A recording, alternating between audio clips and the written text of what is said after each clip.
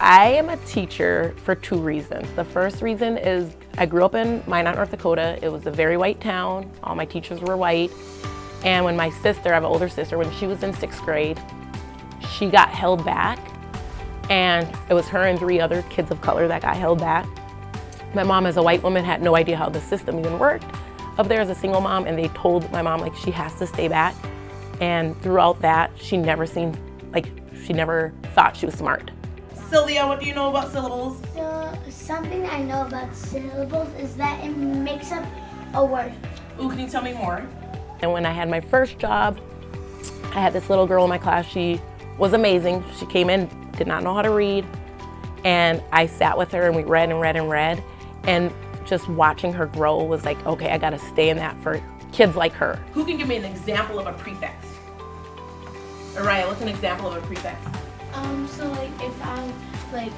if I want to reread something. One of my favorite things we do in class is we really work on the skill of just like being together, just communicating with one another, and they all know to be respectful to one another. So then when we do our math and they're talking math numbers and how they got their problems, they're less shy, I guess you could say, and they're more willing to share their thinking, knowing that they might get that feedback, and also it's okay to get that feedback. So that's one major skill we work on.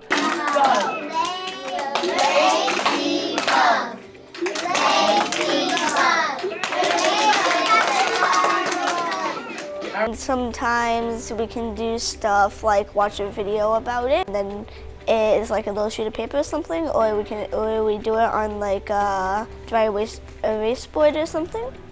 It says many syllables use spelling patterns that will help you see and read the word. Addison and Easton both were using what they know about patterns to read that big, bold word. We also talk heavily about patterns because that kind of crosses over. So there's like patterns in math, patterns in words and literacy.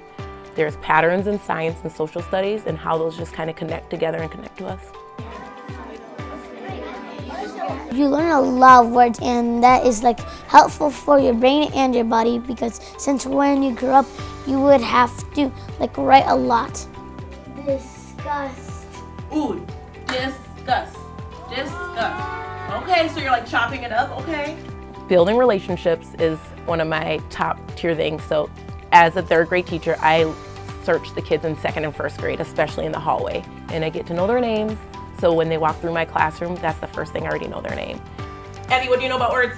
That all words need a vowel, and most words have consonants. My daughter is the 3rd grader here, so it's been a juggle of how is she a teacher and my friend's mom, but just still greeting them, loving them, and seeing them as not only my daughter's friends, but as students here, and each of them have their own story and acknowledging their story.